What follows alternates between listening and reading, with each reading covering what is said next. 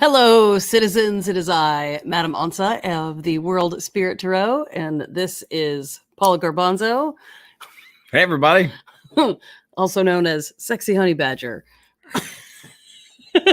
And we are on vacation, but we wanted to make sure that we came through and I was able to deliver this episode of Tarot Talk for the Tower Times because we are coming up on the last in a very, very long series. So I wanted to be sure to show up for that. Yes, I did. Let me make sure I open the comments. Hi. Hello. How are you? Look, here we are. Hello. I hope you're well. Oh, look, you can see the deck behind us. Oh, anywhere you look at it, we are definitely open the window, but the sun is right behind us. No, it's fine. Anyway, hi. Hey, Sally, how are you?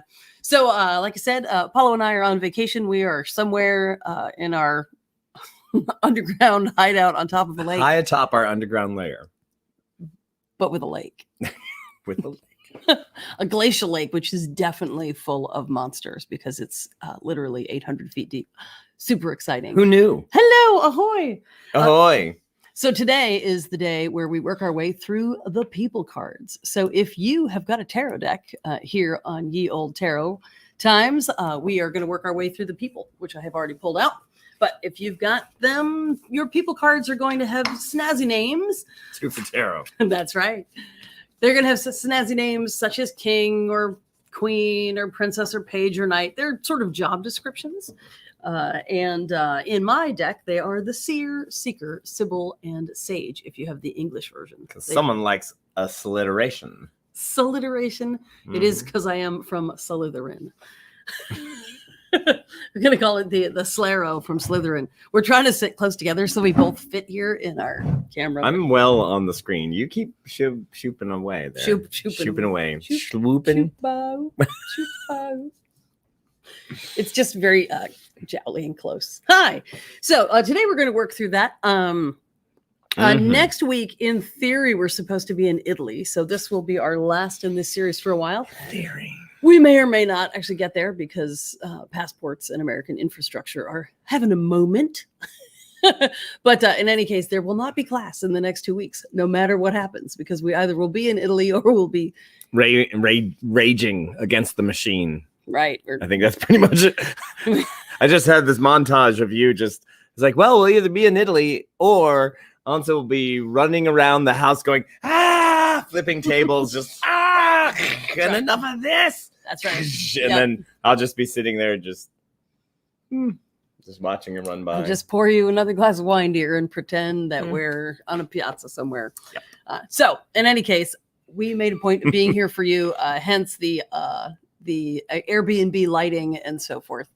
Bear with us. We're very glad that everybody came. Not every Airbnb has a studio. So. Right. Only Awesome Town offers that. That's right. That feature.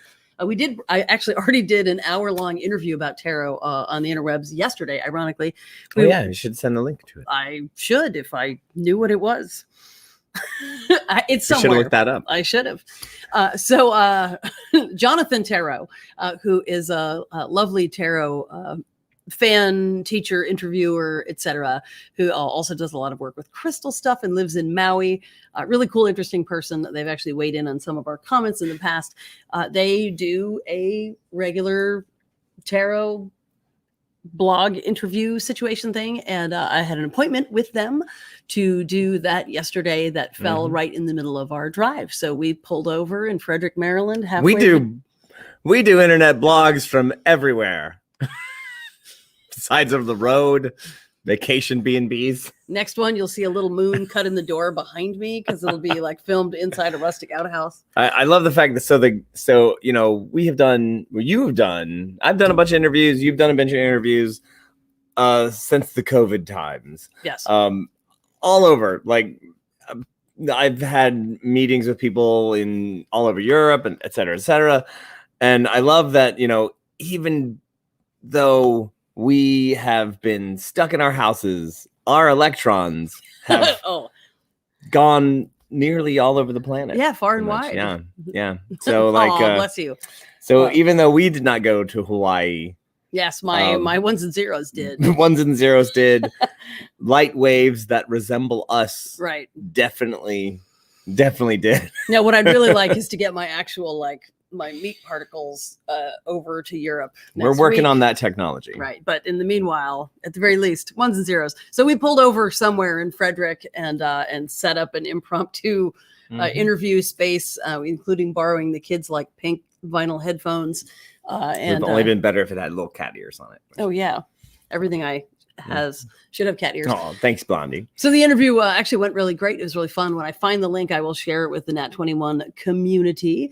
They basically, he asked me a lot of really great questions about why I made the decisions in my deck. He's somebody who's really studied tarot widely and is well versed in the artistic decisions I've made in my deck, and was able to ask me smart questions, and I aspired to be smart enough to answer them well. Really good questions. Yes. So I look forward to seeing if I sound as smart as I thought I did.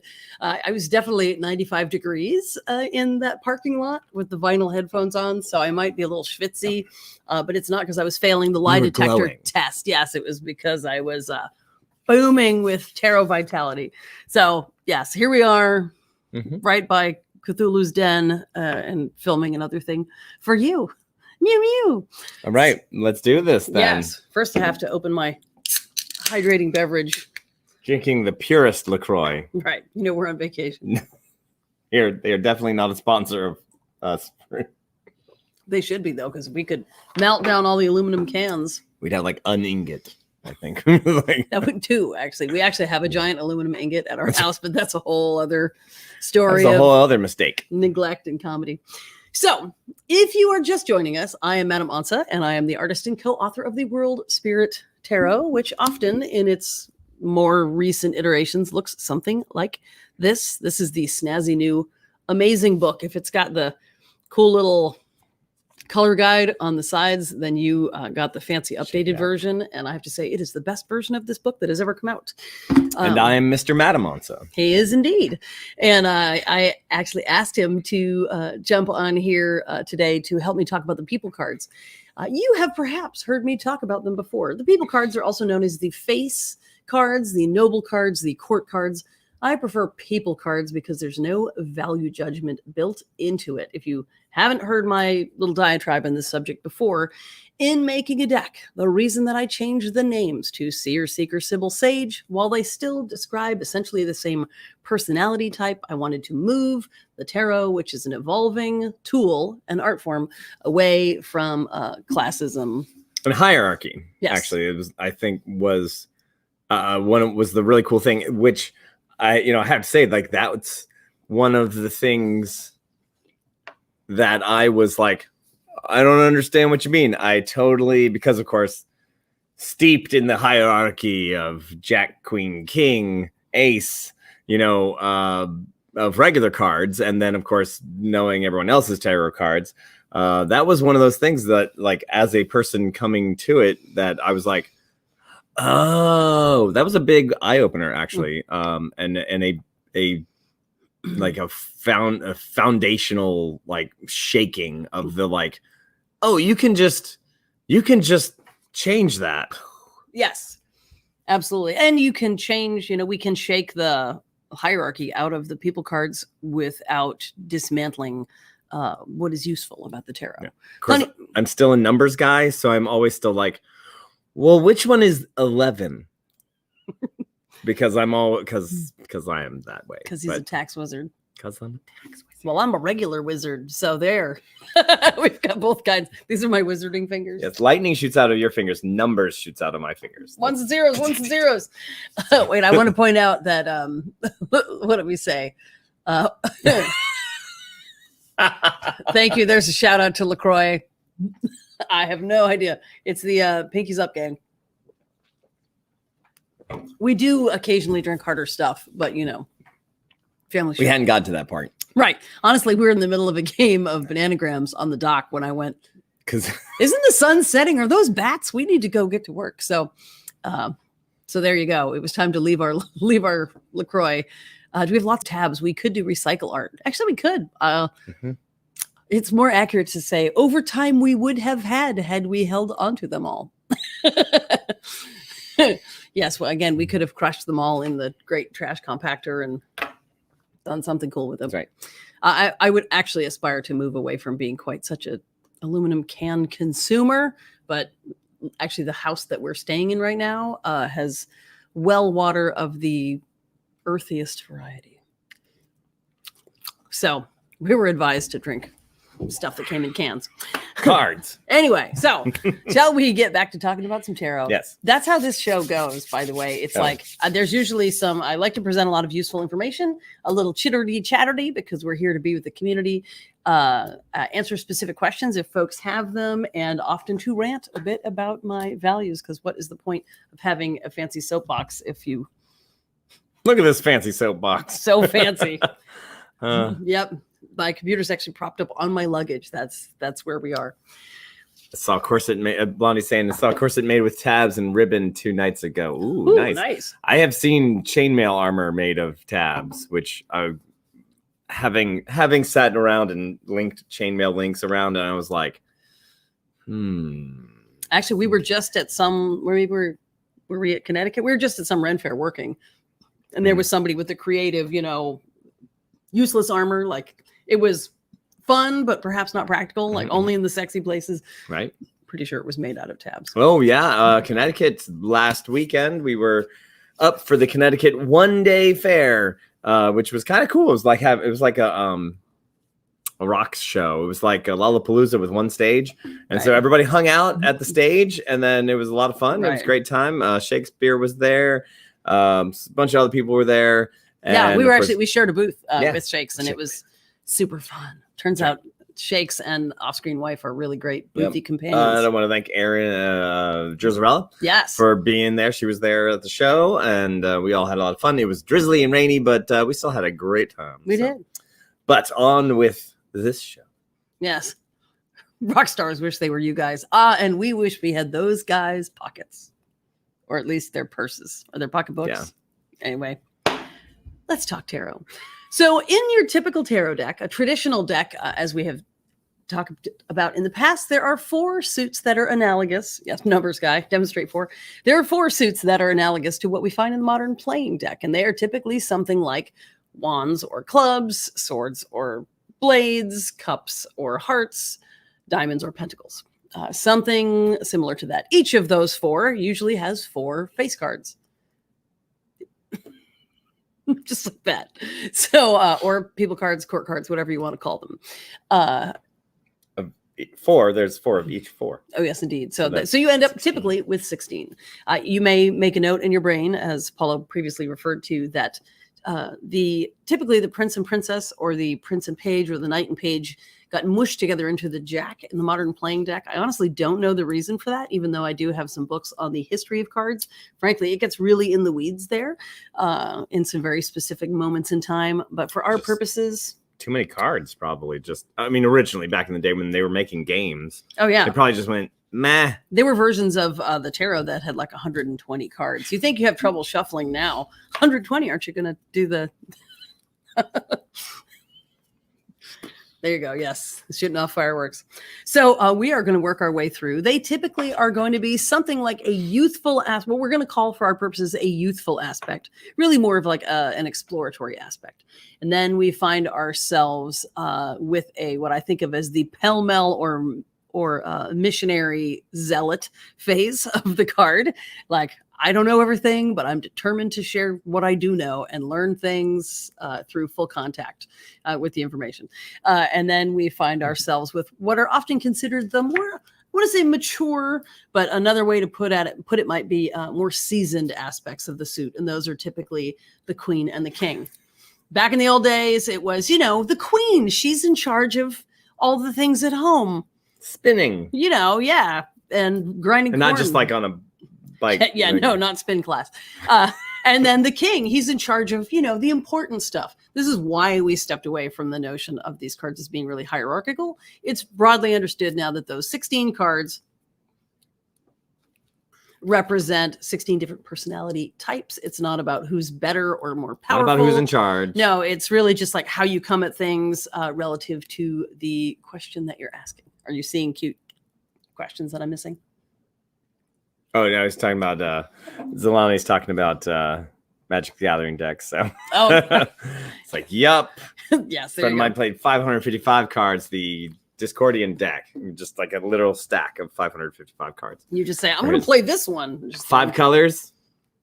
So we had 4 by 4 by 4, right? I mean, he had 5 by 555. So, good times. Anyway, Hilarious. he'd actually win sometimes with that deck. Anyway, that's a whole other story. It sure is. So I was stunned. Needless to say, the man was stunned. So we're going to jump right into the cups. So, and if you have a different deck at home, by all means, feel free to throw it up in here between the two of us. Hopefully, we can catch any comments that are something. Oh, just some guy competitive tarot game. They originally were tarot card games, and actually, if you go on our Red Adventures tour to Italy, we actually will teach you Briscola and Scopa, which are, if you look at the decks, there's specific decks made for those, and they're shorter, they're smaller decks, but they more resemble the pentacles, clubs, swords, and coins than the modern deck of cards, diamonds. Right, Spade, right. By the way, it's not spades, peeps. It's spade, which, by the way, means sword. So, yeah. But anyway. Whereas when you should be taking a spa day, it's usually actually going to be a Pentacles card saying take care of yourself. Yeah. Coming, please, now to the Suit of Cups. Let's start there for no particular reason, except for that's what I happen to have on top. This is the brand new version of my deck, so I have to say the cards feel really nice. It's a nicer card stock. We're going to start with what is often known as the Seer of Cups. Look at all those heads in a row. The Seer of Cups, or sometimes as the Princess, as the Page. I will say that the names of the people cards are most likely to have variation in the deck that you have. Again, they fundamentally come down to these sort of different approaches to learning and undertaking. So, like when I think of the Seers or the Princesses or the Pages, I think of folks who are in a learning, excited, almost like a student mode. Like when you read those. It's funny because I think of it as like the freshman in college, Yeah. where you're like, oh my God, I just took this philosophy class, and would you believe that X, Y, and Z, but at the same time, they do know more than, say, a kid in high school, right? But it's that, like, it's the budding flower that is just opening. And yes, it's whatever that information is there, but you're like, oh, but there's so much more. There's so much more to it, That's what I think of. Thank you. That's a good way to look at it. We see here, thank you, BLC Blondie, for the comment about the waterfall. So in this particular card, if we take that, Hold it closer. I'm sorry. Here's our face. There you go. Boop. Ta-da. Because this is cups, of course, cups is the suit of emotions, relationship, connectivity, how well we are connected, often to our own sort of spiritual or creative selves, and definitely how we are experiencing ourselves and our relationships with others. It's very much the suit of romance, friendship, and again, for some folks, often creativity and so forth. So when this particular card comes, if you combine that realm of emotion, connectivity, relationship, sort of all the tender feels. Thank you. I'm just gonna like wait, hold it there. There you go. Oh, well done. I'm not used to having so many hands. Look at that. So when you combine that sort of a freshman principle, we'll say right now, that inquisitive, exploratory mindset, you combine that with this suit, we very much find a person who is in a place in their life of learning how to feel, learning how to recognize what's happening for them, learning how to document it. A lot of times I think of this as the card of the singer-songwriter. Like, I'm having feelings and I'm learning how to put things, to translate that into art that communicates with others, or journaling, all that kind of stuff. And they just learned a fourth chord. Absolutely. Four chords and the truth. That's right. So it's very much a card of learning and really being in it. That is why you can see, that waterfall, like, if water in this case is a metaphor for emotion and sort of our subconscious giving us information, you've got the information coming up out of the bottom, with the animals coming up to the surface. They've got messages about how you feel and why you're being that way. And then the water that's coming down, the water that's arching over. She's really in it and experiencing sort of the feels, in a way, or the capacity for connection and creativity, perhaps for the first time, or perhaps in an all new way. Right. And if you are a student of the history of the cards, this is also a picture of Pamela Coleman Smith, who is, of course, Pixie Smith is one of the most famous women artists in the history of the tarot. I highly encourage you to look her up. She made the Rider-Waite Smith deck, which is the most popular deck in the world. And everything that you see ripped off, every shower curtain, every cookie that you see that has tarot art on it was ripped off from her. So, this is my way of giving her some acknowledgement that she was a true tender-hearted mystic, not a business person. So we find here all of that tenderness. Now we're going to jump from that sort of fresh, I can almost say like emotional ingenue, to the Seeker. Here, numbers and hands, man. We've got more space over there. So the Seeker, to me, again, these tend to be, often these are the knights. In decks where the order to be the prince. In my deck, they are all people on horses, because there's a quality. I think of this as the teenager with a car. In every one of these, there's a sense of like, again, I don't have all the information. I did my studying in the first card, but at this point, I'm only going to find out what I don't know by driving headlong at things. So it is pulling out of the driveway, making contact with the facts. I think of it, I'm going to go with the whole college thing where it's like, this is the sophomore who, again, still just in college, but now that they've done a full year of college, they're like, then I'm going to take the car and we're going to do a road trip. And you're like, you're going to go and you're going to do some crazy shit. And yeah, so it's the teenager with a Mustang, but not a brand new Mustang. It's a good thing. Like, because they're going to hit some bumps. Beater on the way. Mustang. Don't tell the horse. It doesn't want to be a beater Mustang. Now, this particular one, and we can go by suits, I guess, but maybe we can swing them back around. We're looking at all four of the Seekers at one time. But if you notice in this deck, very wisely, the heart, as this is the hearts, this is the emotions, right? This guy or gal or whatever this person is, a couple of feet in water there, not entirely stable is what I like to call that. The old Han Solo jab is not entirely stable. Yes. So, and are you looking where you're going? No. Hey, is the horse looking where he's going? No. Love this card. Anyway. It is often said about this card, again, if you combine that, like, I'm learning things, I don't want to say the hard way, but I'm learning things by going for it. Here we are in this realm of emotion. This card tends to come up around commitment issues. Like, I'm having such a good time. I'm learning this and I'm learning that. I just love this and I love this and I love you. No, wait, I love that more. So this card, I love Lamp. It can be a really, it can speak to a really good time. But if this card comes up and you're like, tell me how so-and-so feels about me, they are definitely, our friend driving a beater Mustang on a road trip. That's what they're doing. The Metatron refers to this card as the to-go cup. Like, it's a good time for a while, but before you know it, it'll be empty and you will have moved on. So, or it has been said, this card is in love with love. It describes a personality that is in that, but it is not in it for the long haul of work. So, did I miss any exciting comments? Looks like there's lots of clever. There's a whole nother level of conversation going on there. So. Also, I like yes, we need the card cam. We have had that in the past, but yeah, we're on the vacation cam. This is the I found this shirt that doesn't have enough buttons cam. Right. So that's why I'm not trying to show off. I just literally have this shirt has 3 buttons and they're all on the bottom. So I just finally put on clothes. I've been in a bikini all day. So, and hey, good to see you, Troll King. Hi. Thanks for stopping by. Love your work. You're awesome. And yes, and don't try not to get arrested there. Yes. So, all right, next. Next we come to, speaking of having feelings, the Sibyl of Cups. Bum, bum, bum.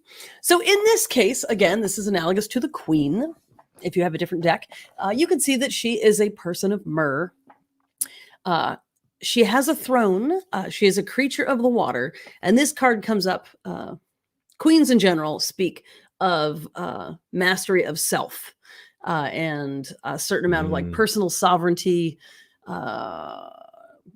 empowerment, being well informed, being well connected. Like the queens, you know, they are queens. Now she is the queen of water, the realm of emotions. And what does that mean in this case? My favorite expression for her is love with detachment. She is the person who can be loving and emotionally available, and you know, has all the juice and all of that good stuff. But they do not get caught up in your bullshit.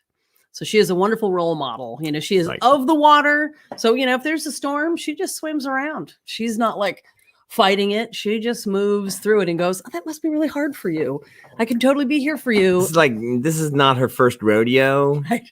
And so she's like, you're in love with me. That's cute. Right. Thank you. Right. But in a, you know, it can be in a nice way. So she just has massive amounts of emotional maturity, you know, and is able to handle all kinds of emotional situations with grace. And I mean, to get on the other side of that too, it's like, however, if she is feeling it, then it's, you know, it is a wave of emotion. It's like, you know, it's that person coming at you going like, is this for real? Because if it is, like, we're gonna have babies or whatever. You're like, yeah, like we're gonna make caviar. But it's she's a mermaid. But it's someone who's a little bit more like, I feel like the sophomore and the freshman throw themselves at it with emotion. And this is more like, I have an awful lot of emotion. Now, whether or not I share that with you, it depends on your move, pal. Right. You I also have a lot to do because as a queen, I have a lot of responsibility. It's not all about you, even if I am having the feels. So, and there she goes to the watery deeps. That's right. So she's a great card, great role model for emotional maturity. The other cards are definitely more about like exploring that realm. And now we come to one of the more challenged personalities in these cards, I would say. Do, do, do, do, do, do, do, do, do. So this is the king or the sage of cups. Now he finds himself in a difficult position because as a king, he's supposed to have, you know, again, like mastery of the sort of top-down variety. Like I can see everything from here and I know how all the systems work and I'll have all that maturity. But the queen has already gotten a lot of that in hand. And he is supposed to have, she goes with it. He is trying to like control things and trying to control the water in this case creates, as the man said, not entirely stable. You can see where her throne was made of coral because she was really imbued with the sort of the virtues of the suit of water, let's say. In this case, his throne is of water. So it's super cool, but you know, like all those water spouts in the distance, it cometh and it goeth. You sit on a throne of lies. Splishy splashy. So while this card can come up for anybody, you know, and again, I don't want to make it sound too value judgmenty because these cards are not supposed to be good or bad, but he does describe a particular challenge, which is, let's imagine that you're a person who is super tenderhearted and emotional and is supposed to be in a leadership capacity. Like that is a more of a challenge for you than it would be, you know, if you were somebody who had an engineering mindset and an engineering job, right? So this card sometimes comes up around folks who are really struggling with mental health issues because the sort of impossibility of trying to, you know, square the circle that they're having to deal with. Also, it is a card of the tortured artist. Because again, you're trying to take raw creativity and emotion and so forth and format it. Like, how do I make paint, this two-dimensional thing, convey what I feel? So it can be the struggle of the art type. So I kind of always had a thing with this as far as like, I've got to make some really big decisions. It's like you kind of hit on it for a moment, which was the someone who's like maybe in charge and has to make some really big decisions, but is also kind of caught up in like, is everybody okay with this decision that I'm going to make? And is that going to hurt anyone's feeling? And then it's like, well, when you do that, it's hard to make that decision because you can't take everybody's feelings into consideration because then you're never going to get anything done. Because if that's right, where I'm that's where when it's like, when this shows up, I'm always like, is there something where I'm like, maybe not to say too considerate, because you of course you want to take as many people, but when you have to make really gigantic decisions and you're thinking them all the way through, and you're like, well, big picture decisions that aren't that cannot afford to be driven by emotion. That's what you're talking about. That's there you go. Those are the words. Boop. Thank you. It's vacatero, yes. This card is a moped. It's fun till you get caught on it. It's a Tay station. Instead of vacation, it's a never mind. Lost it. All right, moving on. It's like we're good with words. Oh, I just saw the comment about the shirt. Okay, I'm caught up. The look of the card reminds me of trying to control temperament. Yes, absolutely. Well, it goes to the beach and people ask him why he's wearing a sweater. Yes, they do. When they ask me, I'm not nearly as flattered. Okay, we're going to Yes, I do work for the Ren Fair. We're going to jump over to the wands. And also because we're on vacation, our not at all amused children are having to listen to all this too. Moo-hoo-ha-ha. Wait, all right. So, dude, I got them all separated out. Let's do those ones. The ones. Oh, there we go. Yes. Okay. All right. Once again, we'll move a little faster. Wands, the suit of fire, passion, ambition, career, drive, willpower, the capacity to manifest and actually check things off your to-do list. Once again, we see the seer. There is that, I see all the things. I want to do all the things. I'm fired up. I'm jazzed up. I don't yet have all the information. You combine those two and you see something that can be the exploratory phases of ambition and invention. At its sort of worst, I guess, at its most vulnerable, it can be being scattered and being unable to get all your stuff moving in one direction. But her job is really to explore the space.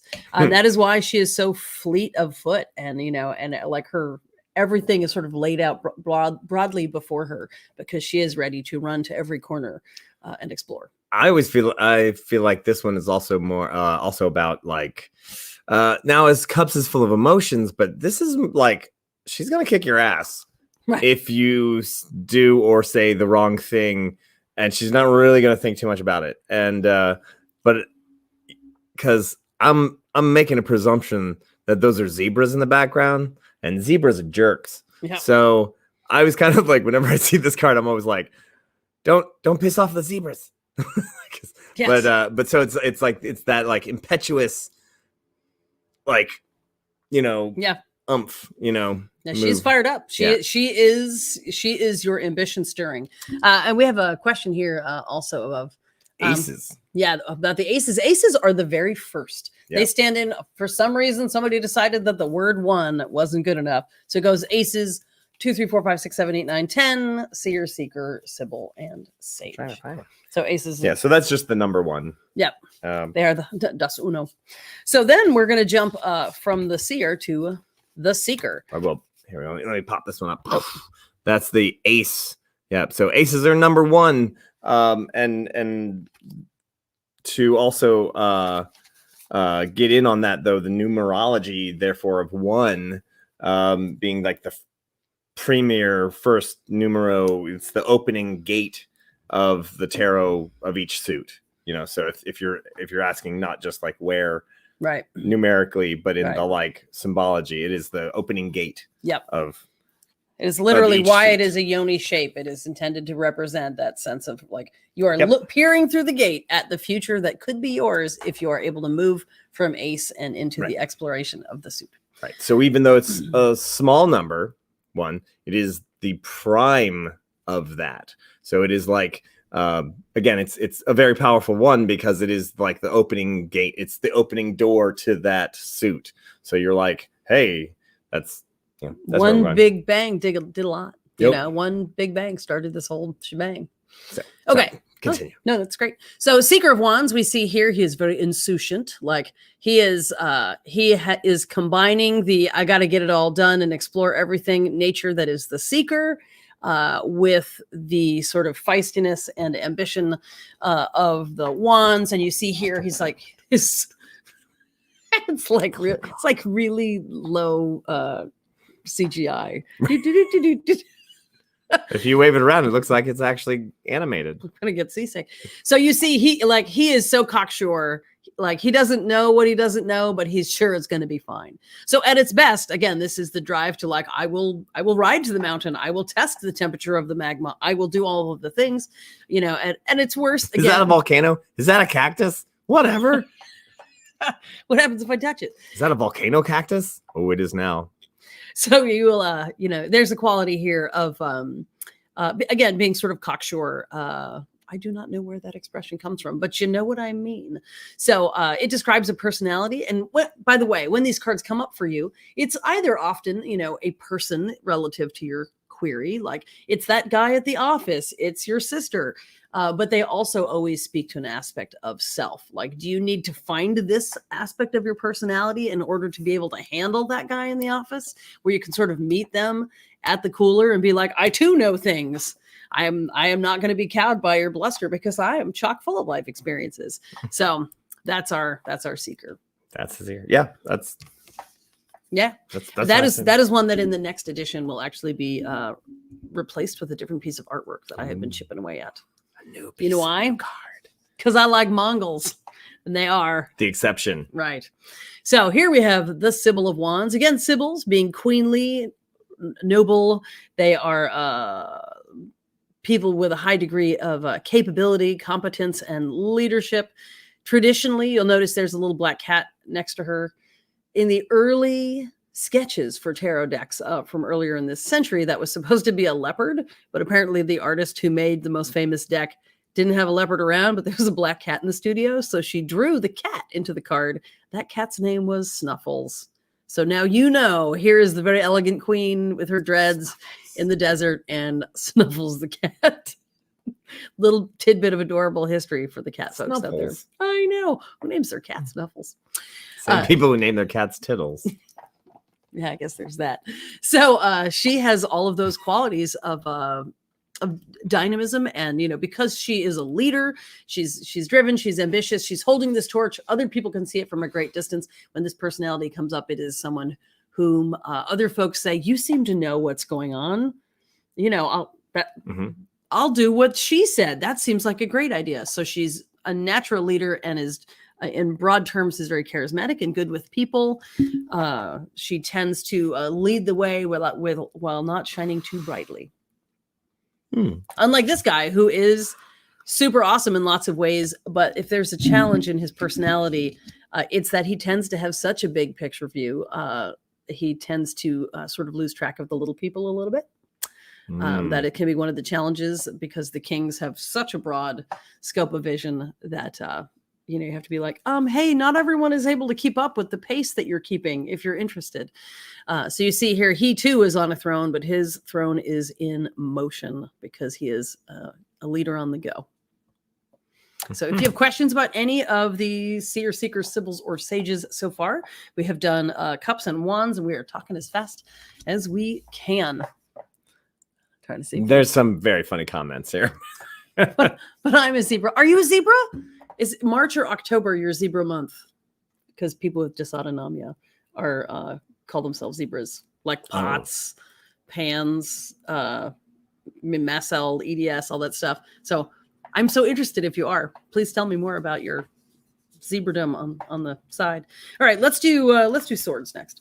Swords. Swords. So swords are the suit of air. They are the suit of intellect. They are the suit of decisions, using your words and asserting your boundaries. This is the seer. You see everything about her is sort of lofty and airy. She's very much in motion. This card is sometimes associated with Zephyr, the wind, and also the myth of Zephyr. And part of what this card says is, look at you getting so great with your words and your decisions and your skills. What you don't have the life experience to know is that words can hurt.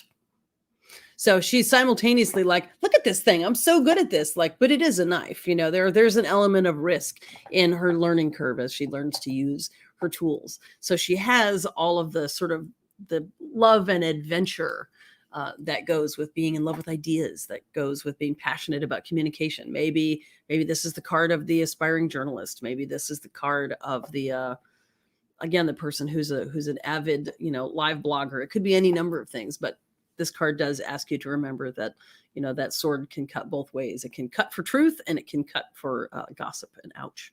So yes. Also, I would like to have this outfit because it's really cool. Me too. Right? Whoever made these cards is great at drawing clothes. Yeah. I actually got asked by the publisher when I was making this, is like, is this some kind of like world theme or Arab theme? Because there's an awful lot of turbans, which apparently was not a thing at the time. Now we see the Seeker of Swords. We see here, similar to the environment that we saw our last Seeker in, you with the longer arms. You know, similarly sort of spiny and deserty, but he is not lounging. He is on the run. Passionate. He is, in spite of the possibility of some unexpected weather, he is on the move. So I think of this card at its best, it is the person who is like a passionate activist or, you know, sort of avatar for the thing that they care about. They're taking it out in the world. At its worst, it is the religious zealot. It is the, like, I'm so focused on what I think is the truth, the principles, they cut. I'm going to take them to you and I will convert you literally at the point of this sword. So I guess I have a little not as evil, no, not as bad. I mean, but, that is the extreme version. Yeah, it's extreme. Most of the time I see this as like somebody who can get everybody really excited about a thing, but then doesn't always have the follow through to like, they're like, yeah, it's going to be great. We're going to get on this boat and see things and stuff.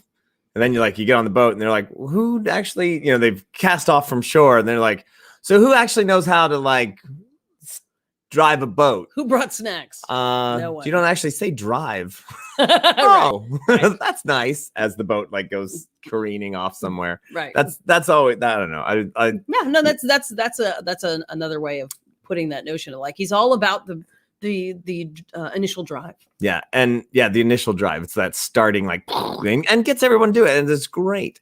I just love that this card in particular, you know, has the clouds, the horse 2 feet on the ground, 2 feet up, getting ready for action. And like, I've got this sword and it's about to rain. So you're like, what are you going to do? You're going to stab that cloud? Is that what you're going to do? Right. How's that working for you? Once again, I'm going to drive this boat onto the. So I always see it as like, there's a lot of really good power and energy, but you might not even to say misdirected, but maybe you just don't know what to do with it. Well, you know, as Sir David Percival says right here, it is the charismatic figurehead that needs the knowledge person behind them. Well, good, because here she comes. Here, hold that one. So this is our Sybil, and I have to say I am blessed to know a lot of people in my field of event organization that have these skills. The Sybil of Swords, you see her, she's holding her sword. She's definitely seeing the big picture. She's looking over the town with her sort of animal companions. She can see the river, all of the things. She is the person who really has the big picture. So I think of this card, whereas this other guy is like, I'm all jazzed up, but I'm not really sure about how the systems work. I'm not the systems guy. I'm the passion guy. She is the systems person. This is the card of the event organizer who knows exactly how many VIP bags are needed and who's going to stuff them. This is the person. This is also the person who can watch 3 of your games and figure out how your brain works. You know, it's the card of the hacker, you know, the person who is systems minded. So this card sometimes comes up for folks who are kind of spectrum-y or just really detail oriented. It comes up also traditionally back in the day. This card was known as the card of the barren woman, because how could you be a woman who is smart and capable of organizing things and still be, you know, natural and useful, as in capable of having babies? Judgy. So we're taking that bit of like just loathsome misogyny and we're throwing it out the window. Nobody calls it that anymore. If anybody ever calls it the card of the barren woman, you can jab them in the eye and tell them I sent you. But it does say something about history, because again, this is the part where someone who can see the big picture like that may struggle with some of the people skills. This is not the card of the gooey empath. This is not the card of the Sybil of Cups, who like knows exactly how you feel, even if you don't really know how you feel. This person is like, why is your face wet? Are you upset about something? I was just explaining how you coded this wrong. I don't understand why you're mad about it. So this card at its best, big picture thinking, beautiful. At its more challenging, it can be somebody who doesn't quite understand why other people get so emotional about things that should be self-evident and practical. So yeah, this simple. Yeah. Yeah, I see it as the like not as emotionally, like maybe not emotionally tactful, but it's like I have a lot of knowledge to give you people, and I'm sorry if this hurts your feelings. Then I wouldn't really know how to. We can do feelings later. Right now, you need information. Right now, the house is on fire, and Right. everyone needs to know where the exit is. Right. So, yeah. In a similar vein, we see here the Sage of Swords. He is like the king. Again, you can see he's got the big picture. He's a bit more of a well-rounded leader, I want to say, in this case. Like, he has a bunch of that systems information. Some of his strength includes working with the people, managing the people aspect, and in some ways, he is sort of he can be a bit abstract, let's say, but because he's so in love with what he's doing. But yeah, powerful, centered, again, charismatic. Like, these kings and queens tend to be real leadership types. They get things going, and people keep following them because they are actually capable of giving you the thing that they spoke of. And I use this card in particular when I see this part. Reminds me that although this person is at the end of this suit of cards, this reminds me of the Ace of Swords, and it says, this person is still thinking about the whole suit, right? Like, still thinking about from Ace to Sage, and is considering those things in their judgment call. They may not use emotions, but they really are, like, that person really is, it's like, you may not like the decision they make, but they really are making a decision that is a, very well thought out judgment of the situation. And I use so many data driven. That's right. Yes, Sir Percival. Yes, data driven. I use this as like because one of the reasons I love the World Spirit Tarot deck so much is that there are so many valuable little clues in the artwork that I use, and they're not even, sometimes they're not, because Onça will be like, oh no, I just thought a cool snake would be cool right there, or whatever. Most of the time it has something. It's more to do, like, but, I knew that it needed to be there, and then I had to decode what my brain was telling me, because Right. that's how the creative process sometimes works. So I just use that as my, like, right. That's because it reminds me of the Ace.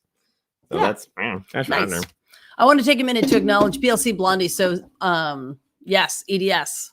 That is something that again, so many of my friends deal with Ehlers-Danlos, and one of our sons has got a lot of dysautonomia issues. So EDS is totally on my radar all the time. So thumbs up for zebras.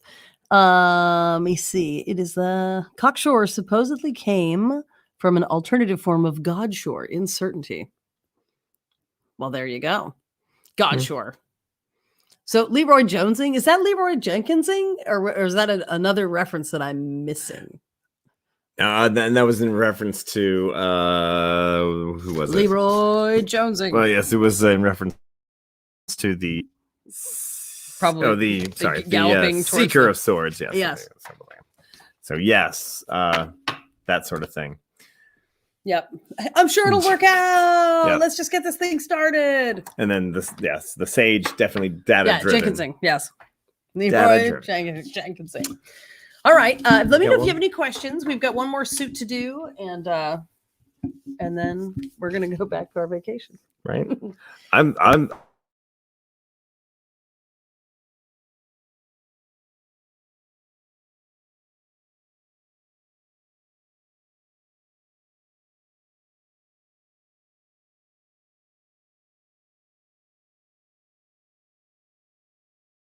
still be there. We go. Technical difficulties. There we go. Where's my suite of roadies to help manage all of the? Oh, there you are. Don't worry, we didn't really say anything important. We just said things that were important to us here. Now we move to the suit of Pentacles. Pentacles is the suit of Earth, which is to say, in the classical Western elements, it's the suit of practical stuff. It is gold coins and hit points. It is, money, dirt, rocks, resources. It could be land as far as like your ownership of it. Yeah. Also, just like I have 1 hectare. I don't even know what a hectare is. It's hectare is the word you're looking for. Whatever. Yeah, But then what's a what? So you're saying wait, one is a hectare. One is a hectare. And the other one, but then how do you say hectare? Acre. You're getting them conflated with Hector and all of your Greek problems. All your Greek problems. And technically, I guess the Battle of Acre, that's a whole other thing. My Achilles hectare. Where were we? So Pentacles, it's about practical stuff, unlike all that right now. So it is health and wealth is the sort of quippy little shorthand. We do have sound now, right? So there it is. Once again, we see that studious, devoted, like I am here to learn. I'm so deep in it. This card comes up often for folks who are literally like really deeply in a learning curve on something. You can see she is studying that pentacle so deeply that the morning glory has actually grown around her ankle while she sat there, and the bees are swarming and the ungulates are visiting, and she barely is aware that she's so deep in what she's doing and her sort of meditations, as it were, that she's become integrated with the environment. So this card is for the person who is so deep in the weeds of their passions, or so deeply trying to jumpstart their project or learn something deep and new about how to manage their health. I mean, this is a card of due diligence. What's your practical thing? How are you going to get into it? And I had the pleasure one time, I was doing a reading for a woman at a corporate event, and she was, telling me all about her stuff. And she was sitting at the table. She was sitting like this, holding this big green bag in her lap. And I was like, let me tell you about this card. And then I want to point out, you're literally the same person right now. She had like long, straight, dark hair and dark skin. It was uncanny as she was telling me about the practical concerns in her life. What is she holding anyway? That's a pentacle. Okay. I wasn't sure if it was a watermelon with a pentagram carved into it. Sure. That's how art works. But it is intended to be just a disc that represents, and there's a long piece of history that I cannot share with you right now about how pentacles came to represent the element of earth. In a lot of the old decks, it's actually called coins or stones. It's just something that stands for, a lump of the sort of prime material. Mm-hmm. So somehow pentacles came to represent. Yeah, I love the flowers growing around it, and then it shows the inaction of what should be like. It's like a little bit too much information. Like, I got a lot of things going on right now in the physical realm.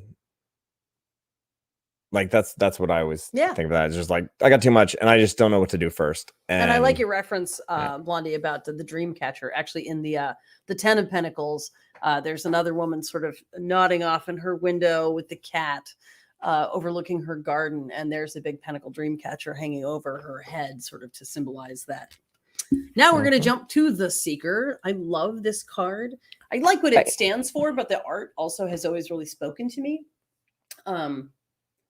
This card reminds me of the Taurus personality, like all that is best in the Taurus personality, if you want to believe in that sort of thing for the moment. So with the Seeker, again, it's the like, I don't know everything, but the best way at this point I can find out what I don't know is to come into full contact with life experience. So we have that quest, we have that teenager with a car combined with everything that is sort of stolid and stubborn and determined about the suit of Pentacles. And so we see here, everything about it, the quality of the rider, the quality of the horse, the quality of the landscape, everything about it sort of speaks to like, just set me on a course and I will get this whole thing plowed. 4 hooves on the ground. That's the one I just pointed that out. 4 hooves on the ground. or wearing pumpkin shoes. But yes, they're actually one foot is stuck in a pumpkin, but it's not really. but it's on the ground. So this personality is definitely somebody who, if you can get them pointed, if this personality is like, I will get this thing done. However, the challenge this personality can encounter is not being willing to respond to new information. So let's just say with that commitment and that dedication, that loyalty, can come a bit of stubbornness, or it's slow to turn, the giant ship just because circumstances have changed. Mm-hmm. Ooh, I'm the Pathfinder, not the Navigator? ? Yeah. Yeah. Yeah, I would say like he is there to, he's really there to do the work. And I mean, and it's a personality that can certainly be a thinker, but it's the person who says, just let me do my thing. You need all of this moved, I will move it. I don't want to spend a lot of time discussing what might just get out of my way and let me do. And unfortunately, if you get halfway through and realize, oh, we should have told you that the pink ones need to go on top, that person will keep moving boxes the way they were told for a little while until they have a chance to metabolize the new facts. So, again, it is devoted at best, dogmatic at worst. And now we come to the Sybil of Pentacles, and we are very near the end of this cycle of people cards. Again, I want to reiterate that in my experience, the people cards are the most challenging suit to read in the entire deck. So we could easily spend weeks together just working through these cards. There's an excellent book called Understanding the Court Cards by Mary K. Greer, who is one of my heroes in the tarot. She is a tarot scholar who has gone pouring through the museums of the world and the archives, tracing the history of tarot back to the Silk Road. She's fantastic. And it is my honor. In this particular book, she uses my art as part of the illustrations to make her point. So that is kind of like having the Dalai Lama tell you that you're spiritually okay. So go read Mary Greer's books, particularly her one on the people cards. So here we see all of the sort of charisma and capability of the queen, combined with all of the grounded practicality and security-driven notion that is the Pentacle. And we see Chicomacoatl, who is the corn goddess from South America back in the day, Mesoamerica. So everything here suggests abundance.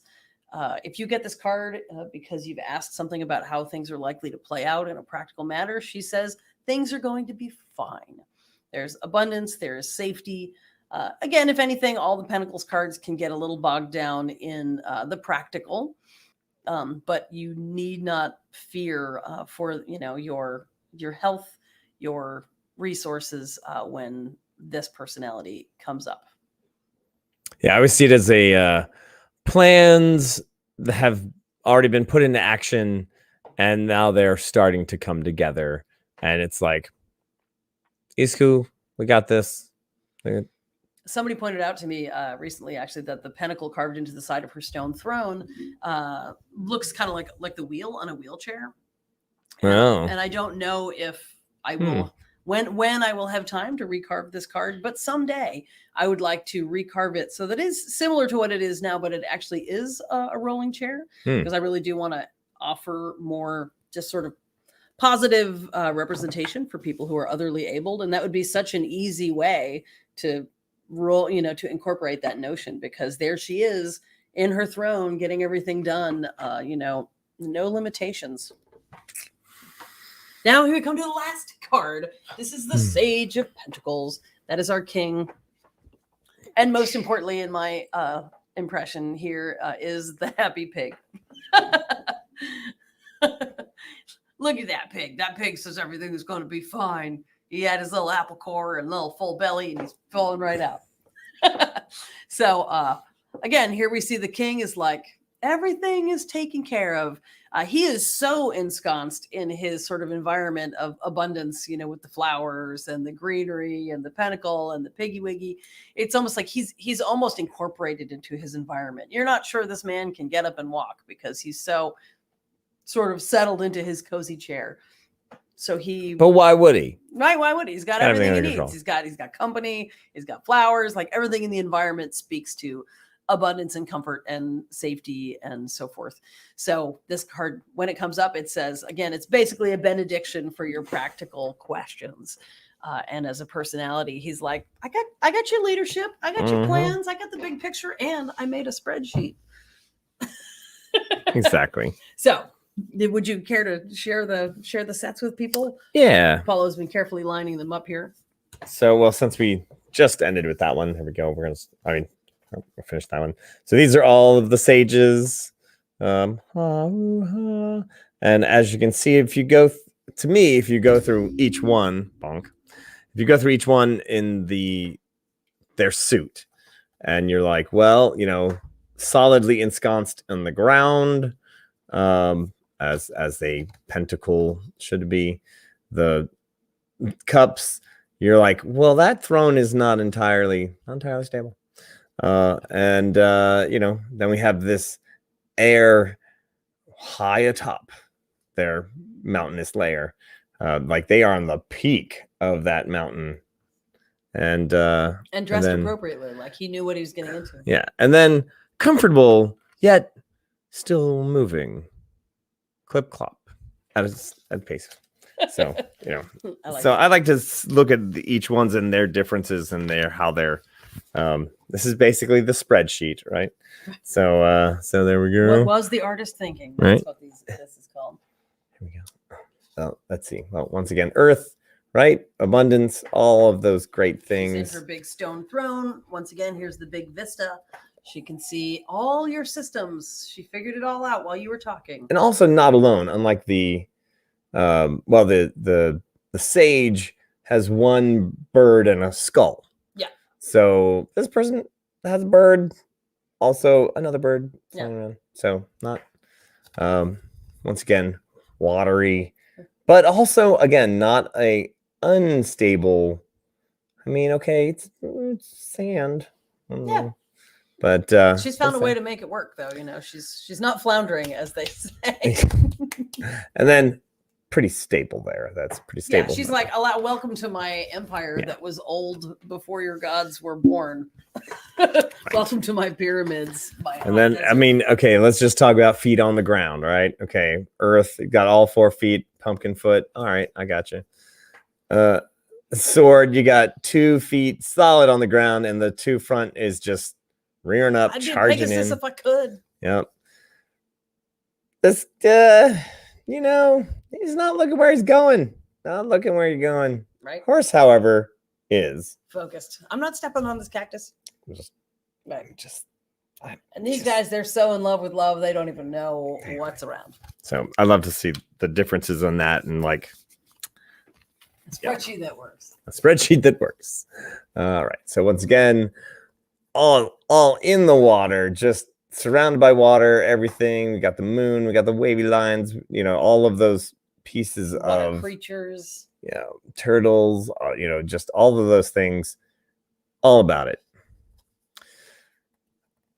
I feel like this is like the one Earth one that is kind of like she's still getting into it. It's like she's studying it, but the plants are starting to claim her and bring her. It's like watching ants. You can really, you can learn a lot by like just getting into that, but also you can spend a lot of time just looking at the ground.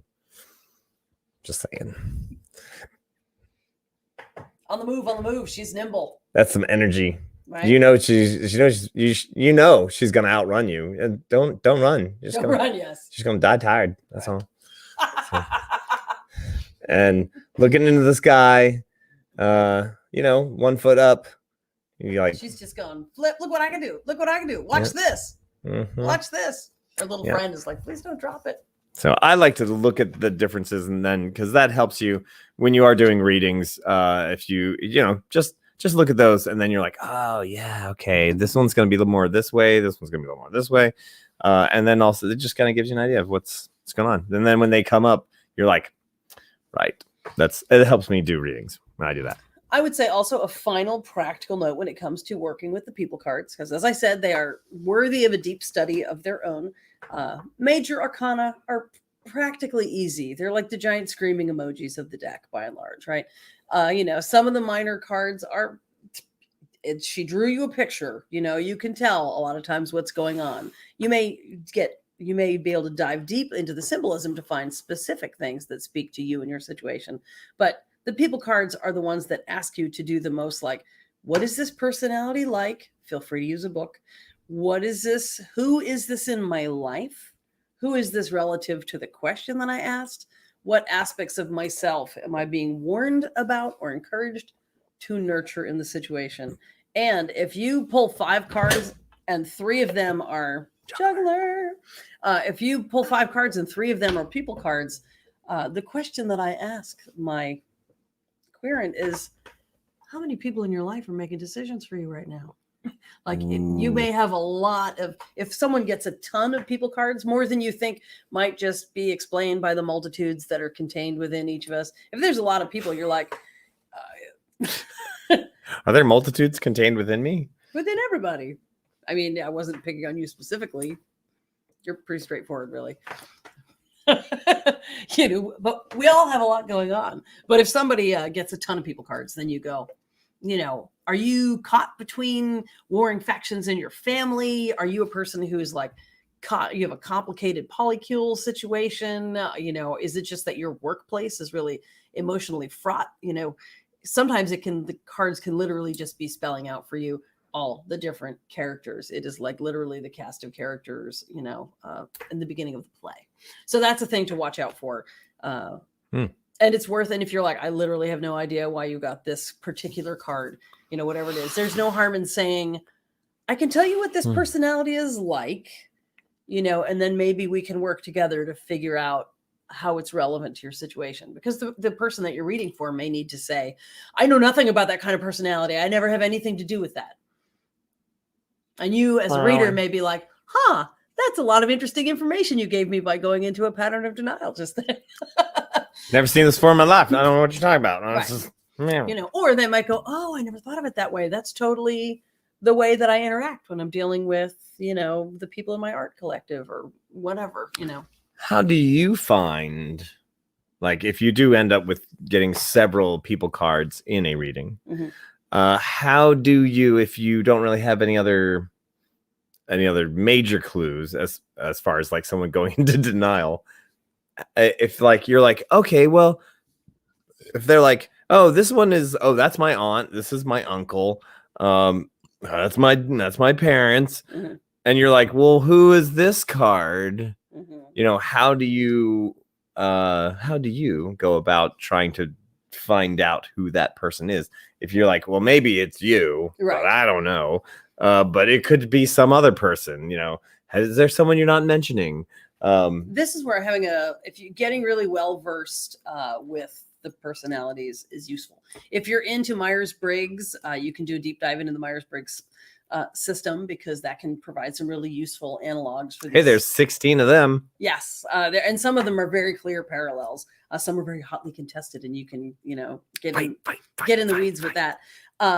You can, so if you know enough about them, you can also go, I know what I see when I look at this card, but what does it make you think of? And if the person that you're reading for is like, well, I kind of have a thing for like brawny, hairy guys. So, and then you're like, all right, does it speak to something? Like, is there somebody that it speaks to? Is it, in this case, is it speaking to like your type, and that you are continuously kind of looking for that person in your life? Like, you just have to get really creative. Did you say you have the thing for hairy guys? Particularly brawny ones. My favorite kind are the ones that I'm actually already on vacation with, because the access is great. I'm right here. So, do we have any specific questions before we sign off and canoodle? See y'all in a couple weeks? No. Well, it has been my pleasure to share this time with you. Look, it's dark now. We're going to have to go and retrieve our bananagrams. Our bananagrams are out by the lake. It's fine. Again, I'm Madame Onça from the World Spirit Tarot, and it has been my pleasure here to have Mr. Madame Onça join me tonight. as somebody who learned everything he knows about tarot from working with this particular deck. I did. Favorite deck ever. And Yep. not just saying that because of access. Nope. Nope. I would say the deck came first. Did. So it has been my pleasure to share it with y'all, and it's been really fun to be able to do it with him and have some input from somebody else about how they experience these cards. Because again, the people cards are so personal and so nuanced. You can really get into this. Also, he likes to use these for developing NPCs. NPCs for D&D. Yes. When he's like, quick, I need some information about a person that they're going to encounter when they kick open the door. Quick, what's that person like? I didn't have any notes on this one. And when you get the people cards, you're like, oh. Yeah, I've actually taught a whole class at a convention about coming up with NPCs on the spot, which we used Myers-Briggs for one thing. You can also use the zodiac signs if you like need some stuff. And then I use Onça Ponce's deck here because it's got so many, every card's got a person, at least one person, and then you can use it for the new numbers. You're like, oh, that person is a level 8 because it's the 8 of whatever. And they already have cool costumes. They already have cool costumes. So you can be like, this person clearly is a water mage. She's a seer, which is a job in Magecroft, by the way. And actually, I believe this is the deck I drew when Reverend Tommy met that seer with a chalice. If y'all remember that game, there you go. And yeah, not to be trifled with. But anyway, but yeah, that's what I do. Yeah. Well, thank you, everybody. I hope that you have a lovely couple of weeks. You are in good hands between the Glamour Hobo being back on the job. I believe Shakespeare's back on the job. And of course, everything's going great over with Gothic Horror. Yep. Tomorrow night. And with the Nat 21 gang, I saw them last night with my 1.5 bars of signal we had in the mountains. Goblonia starting up this Sunday night with Robert Turk running the game again. And we've got more information coming, more crazy things. We're going to go have a vacation. Right. Please share the love with all those folks so that we know we can set down the ones and zeros for a couple days. Good night.